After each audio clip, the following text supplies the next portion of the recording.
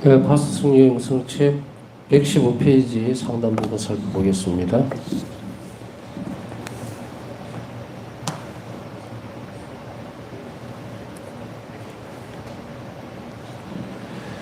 주 예수님께서는 하나님께 의탁하고 이웃에게 자비를 실천하는 것을 조건으로 해서 이러한 각 양식들, 네 가지 양식이죠. 잠깐 살펴보면 자비 상분, 한 자비 주일, 그리고 한 자비 오단기도, 그리고 자비의 시간 오후 3시 기도, 여기에 각 양식의 위대한 약속을 부과를 하셨는데, 이 약속을 받기 위해서는 이것을 그대로 실천하는 것도 중요하지만 기본적인 것이 뭡니까? 하나님께 의탁하고 이웃에게 자비로울 것, 그런 태도를 일단 가지고 있어야 돼요. 이것을 하지 않으면서 이것이 기초면서 기본적인 틀이거든요. 그러니까 그 위에다가 이 부분들이 결합이 돼야 됩니다. 어떤 무엇이든 조건적이라는 것이 있죠. 우리가 보면 회사 같으면 회사에 입사할 조건, 학교 같으면 학교 입학할 조건, 또 어떤 공직자로 선출되려면 그게 맞는 합당한 조건들이 있게 됩니다. 마찬가지로 이 네 가지 양식을 잘 지키는 것은 물론 그거는 뭐 더 강조 안 해도 되겠죠. 그러나 그것이 그 조건이 아무리 잘 갖추어진다 하더라도 그것을 받는 사람, 부과된 약속을 받는 인격체적 우리가 각 개개인이 하나님께 의탁하고 이웃에게 자비로운 사람이어야만 합니다. 그래야만 이것이 이 부과된 약속을 받을 수가 있어요. 뭐 나는 학교 열심히 다녔는데 이런 공부 하나도 안 하면은 빵점이죠. 시험 치면 성당에만 열심히 다니면 뭐예요? 아무것도 안 했는데. 목수교도 다른 어떤 기도 열심히 하면 뭐합니까? 이 기도가 뭔지도 모르는데. 우리가 뭔가를 사회에서 아주 기본적인 틀이잖아요. 이게 기본적인 거예요. 사회에서 살아가면서 토큰 아시죠? 토큰. 요즘은 아예 안 쓰죠. 그죠? 뭐 토큰은 다 알아들으실 연배들이 되는 걸로 알고, 여기서 토큰을 모른다 그러면 이거는 되게 젊은 사람이죠. 회수권. 옛날에 버스 탈 때 회수권이든 토큰이든 지금 세대 아이들에게 주면 이게 뭔지 모릅니다. 어떻게 쓰는 건지. 물론 회수권은 그림에 제 기억에 버스 그림이 그려져 있던가 뭐 아니면 승차권이 이렇게 적혀 있든지 확실하게 기억은 안 납니다만은 그 그림으로 추정을 할 수는 있겠지만 하여간에 사용되어지는 용도가 있죠. 토큰은 토큰의 역할, 다시 버스를 탈 때에 사용되어지는 거예요. 이거를 택시 탈 때 줄 수는 없잖아요. 근데 아까 얘기했듯이 이 의미를 모르면은 아무리 많이 갖고 있어도 쓸 줄은 모릅니다. 그렇기 때문에 우리는 이것을 사용하기 위해서는 뭔가 의미를 알아야 된다는 거죠. 의미를 알고 하지 않는 그런 기도나 우리 신앙생활은 아무것도 없어요. 영성생활의 모든 것들, 또 신앙생활의 어떤 흐름은 주 예수님을 사랑하기 위한 거예요. 사실은 딱 초점 자체가. 우리가 얘기할 때는 하나님과 일치, 하나님과 살아가는 것, 또 그 다음에 하나님 구원 사업에 협력하는 것, 영혼을 구원하는 것, 이 영혼을 구원하는 사업에 우리가 적극적으로 하나님께 협력하는 목적이 뭡니까? 그래서 칭찬받기 위해서요? 아니거든요. 그것의 목적은 하나님을 사랑하는 데 있습니다. 하나님 사랑과 하나가 되기 위한 거예요. 그러기 위해서 우리가 예수 그리스도와 이 땅에서부터 일치하고 하나님을 실존시키고 존재시키고 하나님께서 계속 해야 된다는 거예요. 그것이 뭐다? 하나님을 사랑하는 방법입니다. 우리가 보면은 저는 하나님을 사랑합니다. 또 어떻게 하겠습니다 하고 말로만 쭉 떠든다고 해서 누구도 안 믿어줍니다. 제가 늘 여러 번 말씀드렸을 거예요. 본당에 가서 하나님을 사랑하십니까? 예수님 사랑하세요? 가면 막 본당에서는 쭈삣쭈삣하고 좀 그런 경향이 있는데 성인기도에 가보면 막 사랑합니다. 아멘 할렐루야 막 난리 벌수게 다. 그때 저는 사람들 하면서 이게 살펴봅니다. 과연 저 말대로 살고 있나? 내 눈에는 아닌 것 같은데. 입으로만 사랑하고 행동으로는 드러나지 않는 사람들. 그 행동이라는 것이 쉬운 거 아니라는 거 아시겠죠? 그죠? 제 말이 뭐 부풀려지거나 다른 거 덮으신 거 하나도 없어요. 그대로 얘기하면 여러분들이 지금까지 의탁의 태도로 와 자비의 태도에 대해서 배웠지만 의탁의 학교에서도 배웠고 자비 학교에서도 배웠죠. 얼마나 어려운 일입니까 이게. 의탁의 태도가 정점에 이르는 것이 어려운 게 아니고 사랑하기가 어렵다는 이야기예요. 예수님을 하나님을 사랑하기가 그만큼 어렵다는 이야기예요. 내 방식대로 내 마음대로 입으로만 사랑한다 그러면 굉장히 쉽죠. 그런데 하나님에 대한 사랑이 이렇게나 복잡하다기보다는 이렇게나 힘들고 어려운 과정인다? 근데 또 다른 한편으로 보면 간단해요. 다 내주면 돼요. 어떤 분이 신문 강의하시면서 맨날 다 주면 다 주겠다 이런 말씀을 하시는데 하고 웃더라고요. 맞아요. 다 줘야 다 준다고. 예수님이 다 우리에게 줬거든요. 난 다 받았어요. 예수님에게. 다 받아놓고 이만큼 주려고 그러는데 내 방식대로. 셈은 그렇게 하는 거 아니에요. 셈은 내 방식으로 하는 게 아니라 받은 만큼 그대로 돌려줘야 되는 거예요. 그게 구원이에요. 그게 하나님을 사랑하는 것이 방법이고. 그래 다 주려면 어떻게 됩니까? 이제 그것이 행동으로 드러난 것이 의탁의 태도죠. 자, 이런 부분들을 우리가 쭉 해서 잘 배워왔고 그 다음에 그것에서 이제 이견은 별로 없을 거예요. 아마도 모르기는 몰라도 여러분들이 이 강의를 충실하게 쭉 따라왔다면 어느 순간에 내가 많이 변했다라고 하는 것을 알 수가 있네. 어떤 분들은 깜짝 놀라죠. 야, 내 옛날에는 이 생각 안 했는데 지금은 내가 많이 변했는가 싶습니다. 저는 강의를 하면서 참 어려운 시간들을 보내고 있고 또 보내야 될 것이고 하지만 그것은 이제 강의를 쉽게 해줘야 되고 또 쉽게 접근하도록 해줘야 되는데 그 이상 내려갈 수 없는 상황에서 가능하면 가려고 하거든요. 그런데 저는 걱정을 안 합니다. 10명이 들어오든 100명이 들어오든 몇 번 듣고 아이고 이게 뭐 이리 어려워 하고 튕겨나가든 저는 신경 안 써요. 왜냐하면 알아들을 기가 있는 사람은 알아들을 거니까. 우리 중에는요, 팔순되는 분이 들어와서 정말 뜻깊은 말이구나, 하나님은 저러시구나라고 할 수도 있고요. 어느 누가 우리 가운데서 나이가 들었다고 못 알아듣겠다, 젊은이가 잘 알아듣는다, 그런 생각 절대 안 합니다, 저는. 여러분 가운데 누군가가 나이가 많은데도 불구하고 이렇게 은혜롭게 잘 듣고 있구나 하면 성령이 참 감사드려야 되죠. 그건 내 말이 아니고 바울사도 말씀처럼 저도 제 말이 아니에요. 내 말이 아니라는 건 생각 없이 말한다는 이야기가 아니죠. 알아듣는 것은 성령께서 여러분들 해주셔야 되는데 여러분들이 간절함이 있어야 된다는 얘기예요. 그러다 보니까 이제 초기에서부터 어렵지만 계속 울퉁불퉁한 자갈비를 계속 걸어온 분들이 어떻게 됩니까? 하나님 무슨 말씀 하시는지 알게 될 때에 이제 이 말을 좀 더 깊이 있게 들어가고 그러면 이제 내가 이렇게 살아내줘야 되겠구나 라고 하는데 저는 자비 신심가들을 막 양성해내는 것인가? 글쎄요. 그것도 맞는 말이기는 하지만 좀 더 본질적으로 저는 어떤 사람을 만들어 놓고 싶으냐면 하느님을 참으로 사랑하는 사람들을 만들고 싶은 거예요. 내 식으로 상상하는 게 아니고 하느님이 나를 사랑하셨듯이 사랑하는 사람들을 만들고 싶은 거예요. 그게 자비의 신심이거든요. 세상 가운데는 아까 말씀드렸지 자기 방식으로 하나님 사랑하는 사람 엄청 많아요. 그래놓고 천국도 자기가 만들어놔요. 그게 무슨 소용이 있어? 이 짧은 시간에, 이 짧은 세월을 살면서. 여러분들의 사랑은 하나님께서 주신 사랑을 그대로 돌려드릴 수 있는, 반사시킬 수 있는 그런 사랑이어야 된다.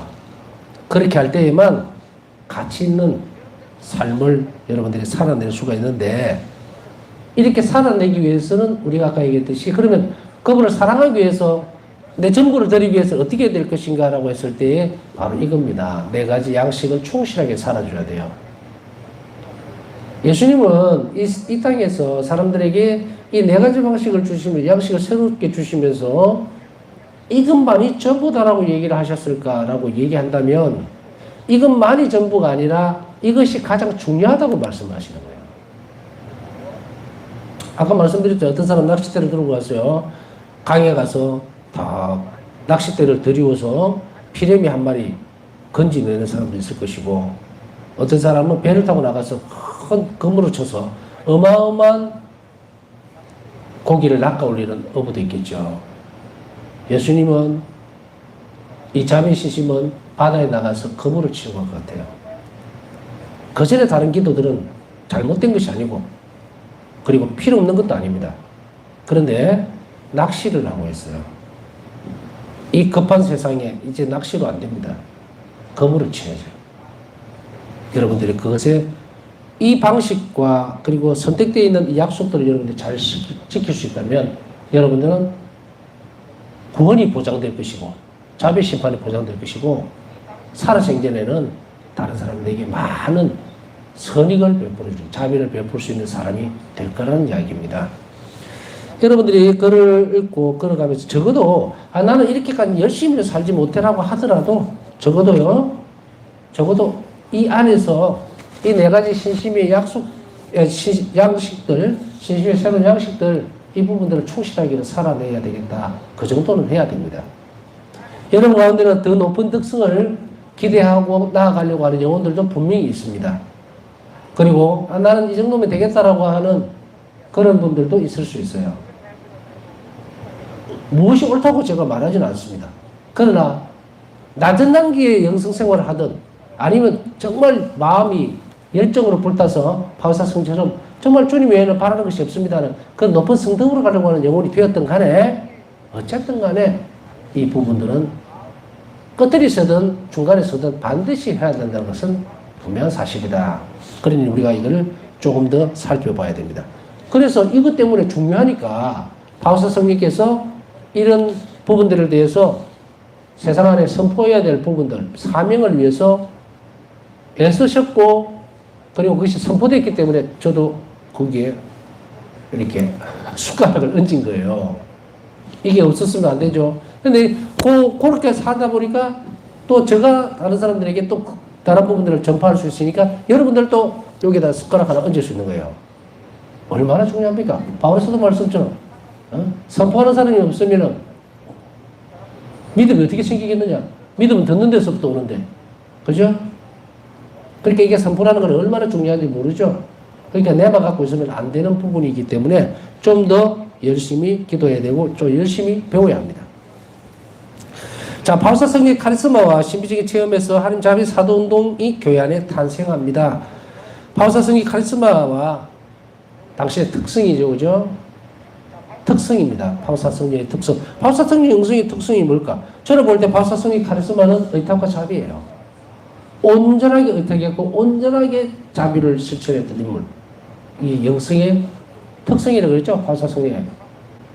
이거 카리스마란 말이에요. 우리가 보고 저 사람 카리스마 있다라고 할 때 어떤 부분이에요? 저 사람은 적어도 어려운 이웃들을 돕는 데는 아주 탁월하다 이 말이죠. 그죠? 그럴 때 쓰는 게 카리스마잖아요. 또 바울사 성령에 있어서는 의탁과 자비에 대해서만큼은 타의 추종을 불허하는 거예요.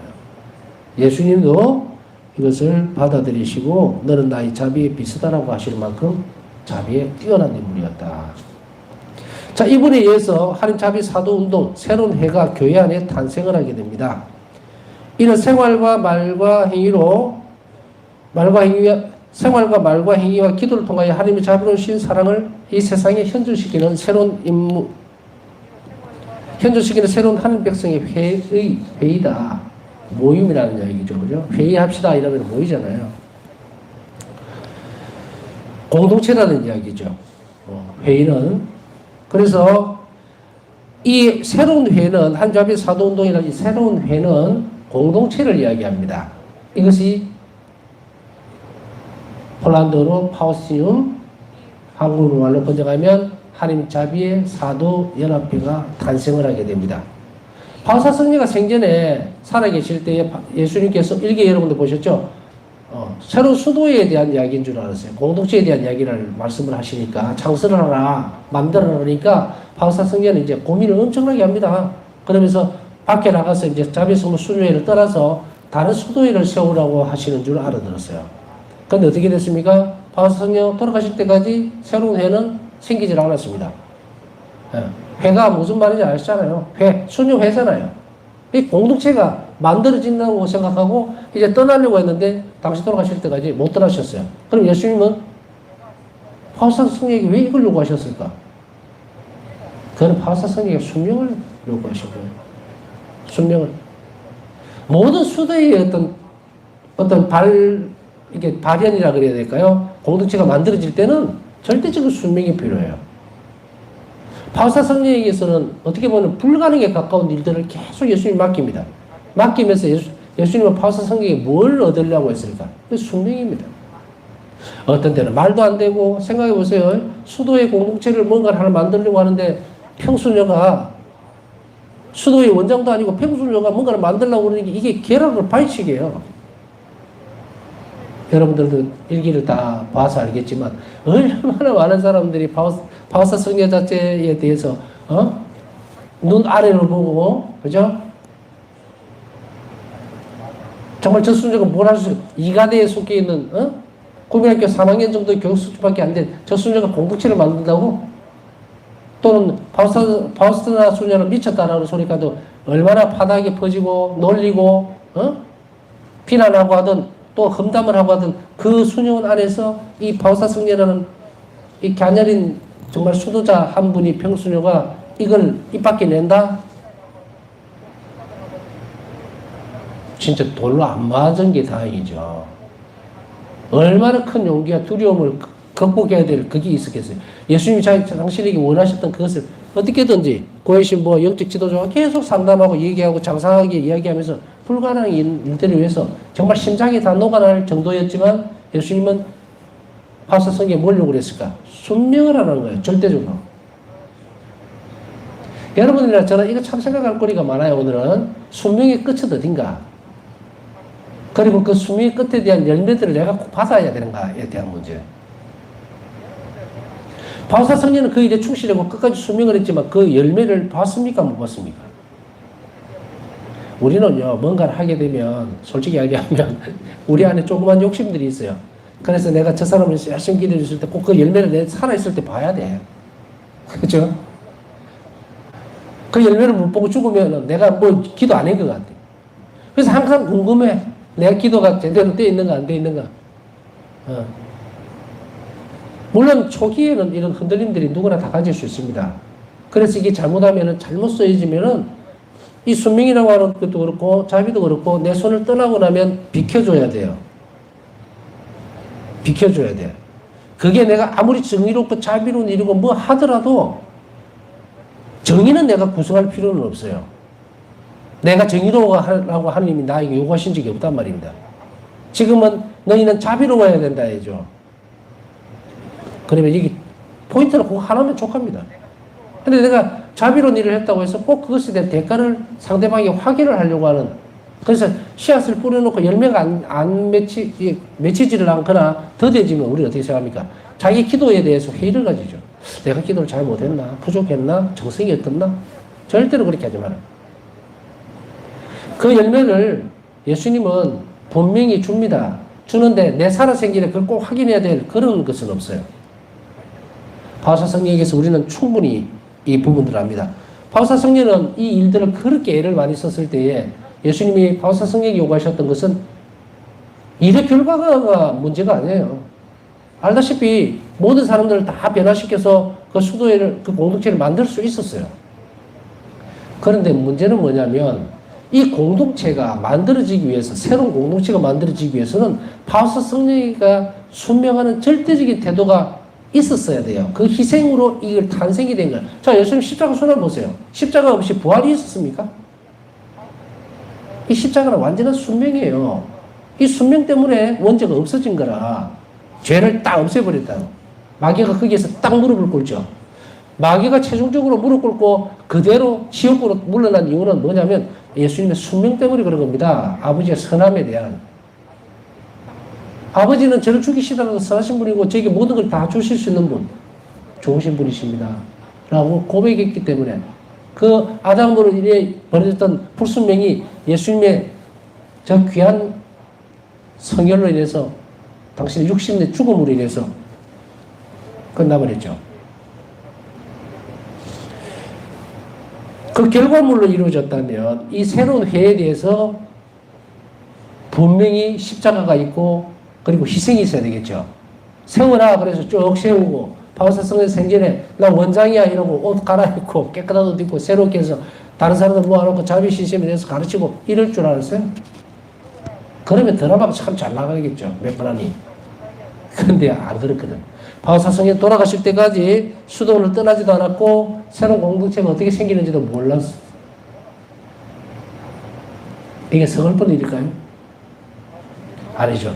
바오사성이는 어떤 일을 하시든 이런 순명으로 완전히 자신을 내놓았기 때문에 예수님이 당신 자신을 바오사성에게 주실 수가 있었어요. 닮았잖아요. 완전한 순명에서. 이 바오스님은 이 한자비 사도연합회는 언제 그러면 창설이 되는가? 예수님의 말씀은 그러면 무산이 되고 없어지는가? 아닙니다. 바오사성님께서 돌아가시고 난 이후에 1996년도에 마샤르스키 추기경, 영어식으로 발음을 하면 그래요. 그 추기경에 의해서 크라카우의 교구장이었고 이 추기경님에 의해서 설립이 됩니다. 그러면은 1938년에 돌아가셨죠? 바오사성이가. 그런데 1996년도에 설립이 됐으니 이 사이의 간격이 엄청나죠. 자, 여러분들 가운데 너무 조급해하지 말라고 이 말씀을 좀 길게 덧붙입니다. 내가 기도했다고 해서 내 자식이 내가 무엇을 하는 게 어떤 것이 꼭 내 눈앞에 그 결과물을 다 보여주는 그것은 우리의 욕심일 수밖에 없어요. 때때로 또 쉽게는 어떻게 보면은 뭐 쉽게 생각해서 그냥 하느님께서 하시는 방식이 있고 내가 뭐 요구하는 방식이 있고 이러니까 입으로만 주저주저 하지만 실제로는 현실적으로 그거 딱 맞부딪혀 보세요. 완전히 기절해버린다고. 답답해 죽는다고 이제. 에? 거의 90%는 그렇게 돌아간단 말이에요. 그럼 그것이 아니고 어디에다가 맺혀져야 되느냐면 아버지의 선하심에 계속 매달려야 된다. 거기에 기대와 희망이 있어야 돼요. 뭐 자잘하니 무슨 뭐 이걸 했으니까 이렇게 해 주실라나 저렇게 해 주실라나 머리로 계속 고민하지 마라. 그러나 분명하게 알아서 해 주십시오라고 하면 하나님 마음대로 해버린다면 어떻게 받아들이겠어요? 그런 말도 해서는 안 된다. 무책임하게. 우리는 이렇게 얘기해야 돼요. 아버지 선하신 분이시고 그리고 우리에게 좋은 걸 주실 줄 아신 분이니까 저는 그걸 믿습니다. 그것에 희망을 둡니다. 그리고 제 기도를 들어주십시오라고 해야 돼요. 자, 이제 정리가 됐죠? 자, 이런 그 부분들, 그런 이 새로운 회의 필요성에 대해서 말씀하실 때에 이 하나님 자비 사도연합회라고 하는 이 바오스님이라는 공동체가 누구의 카리스마를 갖고 옵니까? 바오사 성령의 카리스마를 가져와요. 그리고 바오사 성령에게 예수님께서 하라고 명하셨던 그 사명을 이 회가 하게 되는데 이 회는 어떤 것일까? 이 새로운 하나님 백성의 회는 여기에는 제가 이 단어를 풀 때 뭐라 그랬습니까? 사도연합회라 그랬죠. 연합회. 연합회는 여러 계층의 사람들이 들어올 수 있다는 이야기가 되겠죠? 거기에는 보면은 이 연합회에는 누가 구성원이 누군가 사제, 수도자, 그리고 심지어는 추기경, 주교님 다 들어가요. 교황도 들어갈 수 있어요. 포함됩니다. 또 심지어는 봉쇄 수도의 수도자들도 이 공동체에 와야 된다. 들어와야 한다. 근데 제가 왜 들어와야 된다고 말씀을 드리느냐면 의무적으로 꼭 들어와야 된다는 그런 뉘앙스가 아니죠. 저도 들어가 있어요. 나는 이 사명이 너무 좋더라고. 내가 살면서 이웃에게 자비로울 수 있고 하나님께 의탁할 수 있고 그렇게 함으로 인해서 영혼을 구원할 수 있다면 나는 이 길이 이 사명이 너무 좋은 거예요. 그래서 들어갔어. 의미는 알아들으시겠죠? 안 들어온다고 해서 말하는 것도 아니에요. 병신들도 들어올 수 있고 그러나 사명의식이 내가 이 결을 같이 해야 되겠구나. 이 바오사 성녀가 이렇게 너무도 아름다운 삶이었다라고 그리고 주님께서 원하시는 것을 나도 조금 보태어드려야 되겠다. 이 길로 보태어드려야 되겠다예요. 딴 데 없다가 아닙니다. 이 길로 나는 헌신해야 되겠다. 큰 데 가서 거부를 치는. 그러려면 어떻게 됩니까? 마음만 앞서면 절대 안 됩니다. 여러분의 삶을 깎아내야 되거든요. 이건 애주 활동 아니에요. 자비는 뭐라 그랬습니까? 자기 희생적이고 자기 전부를 다 몽땅 드려야 된다 그랬죠. 그러기 위해서는 의탁하는 삶에 있어서 누구보다도 뛰어나야 되고 자비 행위에 있어서 뛰어나야 됩니다. 노력을 해야 하는 이야기예요. 자비는 성장하는 것이지 완성된 상태로 주는 게 아니거든요. 내가 실행해 나가는 것은. 만일에 우리가 이런 회의 사람으로서 살아가면서 말이나 행동이나 기도로서 사람들에게 자비를 베푸는 이 행위에서 그걸 제대로 지키지 못하거나 소홀히 한다면 어떻게 됩니까? 튕겨져 나가야죠. 자격이 없는데. 우리가 수도자들은 수도 생활로 통해서 예수님과 너무도 깊이 결합하고 싶기 때문에 수도 생활을 선택하죠. 성직자들이 되는 것은 성직자로서 정말로 하느님을 선포하고 하는 백성들을 양육하고 하는 이 일이 너무 가치 있고 생애를 투자할 만하니까 성직자로서 신학교 들어가고 이렇게 선포를 받죠. 또 평신도로 살면서도 그런 일을 할 수 있죠. 그러나 여러분들이 가지고 있는 본당 공동체 안에서의 작은 이런 활동들, 레지오라든지 뭐 다른 신심단체 여러 군데 있는데 이 부분들이 있죠. 그러나 이것과의 차이는 뭡니까? 이 회는 예수님이 직접 원하셨다는 거예요. 다른 부분들은 거의 다가 자발적으로 사람들에 의해서 교회에 의해서 만들어졌지만 바로 이 회는 예수님께서 직접적으로 설립하기를 원하셨고 바라셨던 공동체입니다. 뉘앙스는 여러분들이 알아서 들으시면 됩니다. 이 공동체는 새롭게 하느님을 현존시키는 방법을 그러니까 계속 현존시키기 위해서 이 회가 필요한 거예요. 여러분들에게 이제 자꾸 이야기하지만 여러분이 하나님의 자비를 실천하는 그 순간에 하나님의 자비를 이 땅에 존재시킨다 그랬죠. 이렇게 존재시키고 실존시키려면 들쭉날쭉하게 하는 사람들이 여러 수천 명이 있으면 뭐합니까? 수만 명이 있으면 매일 한 가지 이상씩 실천함으로 인해서 하나님의 존재를 이 땅에 계속 실현시킬 수 있는 사람들이 있다면은 분위기가 달라지죠, 이게. 하나님 자비를 이 땅에 이끌어내는, 이 땅에 하나님 자비가 내려올 수 있도록 하는 그런 선별되어 있는 영혼들이 있다. 분명한 사실이죠. 그것을 예수님은 원하신 거예요. 왜냐하면 그렇지 않으면 세상에 너무도 많은 사람들이 지옥으로 가고 있다. 멸망하고 있다. 이 말이죠.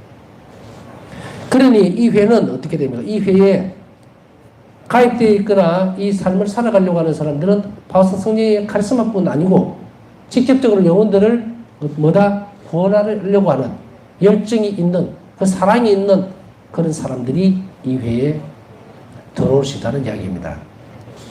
그렇기 때문에 우리는 수도자로 살면서 그 회에 들어갈 수 있겠는가? 그럼요. 수도회를 떠나서 들어오는 말 아니에요. 바울사 성령도 수도에 안 떠났어요.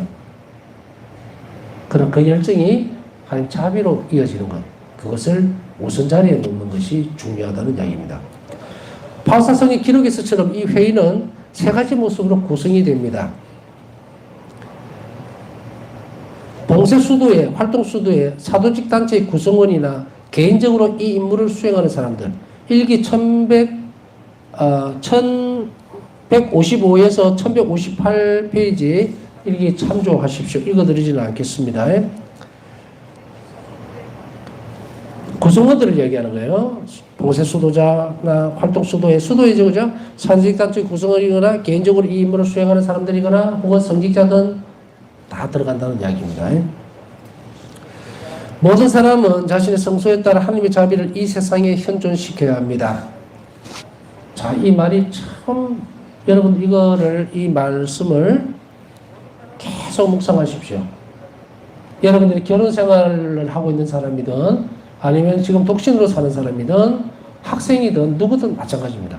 한 개개인이 영혼을 지닌 한 개인은 반드시 자신의 성소에 따라서 한 자비를 이 땅에 이 세상에서 현존시켜야 합니다. 그리스도인들은. 이거는 선택할 수 있는 게 아니에요. 필연적입니다. 만일에 이 하나님의 자비를 이 세상에서 현존시키지 못한다면 그 책임은 여러분들이 마지막에 저기 가서 다 물어야 합니다. 다 물어야 돼요. 그러니까 나는 학생이니까, 나는 결혼한 사람인데, 나는 직장인인데 이유가 닿지를 않아요. 그건 아무 이유도 안 됩니다. 자신의 성소라 얘기했잖아요. 자신의 성소가 뭡니까? 첫째는 그리스도인으로 불려놨던 이 사실 자체가 가장 큰 성소죠. 그 다음에 내가 독신으로 산다. 독신으로 사는 그 상태 자체가 성소예요. 그 속에서 무슨 내가 혼자 사니까 좋아서 자식 없이 또 다른 남편 없이 사니까 이렇게 자유롭고 뭐 정말 좋은데 뭘 결혼을 하느냐 이런 소리 하는 사람은 맞아도 진짜 많이 맞습니다. 성소 독실이라는 성소는요 꼭 수도자로 안 들어가더라도 더 높은 가치를 취향하기 위해서는 살 수 있어요. 혼자. 물론 여기에 좀 오해할 필요는 없어요. 뭐 시골에서 결혼하고 싶어도 상대가 없어서 못한다. 그 이야기 하는 거 아니잖아요. 제가 얘기했던 앞에 예입니다. 내가 편하기 위해서 내 혼자서 자유롭게 살기 위해서 독신을 나 살란다 하는 사람은 반드시 마지막 때에 하나님께서 물으실 거라는 거예요. 네 성수에 대해서 네를 즐기기 위해서 너에게 쾌락을 주기 위해서 네 성수가 독신으로 살아가는 성수가 주어진 게 아닙니다. 이런 이야기 처음 들어보실 수도 있을 거예요. 나 혼자 살려고 그랬는데 혼자 살고 있는데 어쩌다 보니까 나 혼자 살았는데 하더라도 괜찮아요. 그게 혼자 사는 그게 성소입니다. 성소. 결혼 성소도 있는 바람에 반면에 바울사도 말씀처럼 혼자 사는 성소도 있어요. 꼭 그게 수도생활이라는 것이 되어질 필요는 없습니다. 그러나 그렇게 해야 될 이유가 하느님 사랑 때문이어야 된다고 바울사도는 분명하게 못을 받고 있죠. 그렇다면 앞에 그 이유는 돼서는 안 된다는 얘기예요. 내 혼자 즐겁고 뭐 혼자 있는 게 좋고 그것은 절대로 혼자 있어야 될 부분이 아니다. 각자의 성소에 맞도록 독신생활에는 독신생활에 맞도록 자신의 성소 안에서 하나님 자비를 존재시켜야 합니다. 보수 수도회는 기도와 희생으로, 활동 수도회는 기도와 자비 사업을 병행하며, 이 폴란드에 있는 한 자비 성모 수도회는 보수 수도회입니까? 아니죠. 활동 수도회입니다. 그래서 기도와 실제적인 자비 사업, 도덕적으로 타락한 여성들 사업을 했죠. 그래서 두 개가 다 병행을 합니다. 그리고 모든 신자는 여기서 모든 신자는 특별한 서약을 하지 않는 평신도를 이야기합니다. 기도와 자비 행위를 통해서이다. 일기 1158번. 예배적인 거 아무것도 없어요. 제가 오늘 이야기를 또 새롭게 들으면서 깜짝 놀랄 수도 있겠지만 아닙니다. 이대로 사셔야 행복합니다.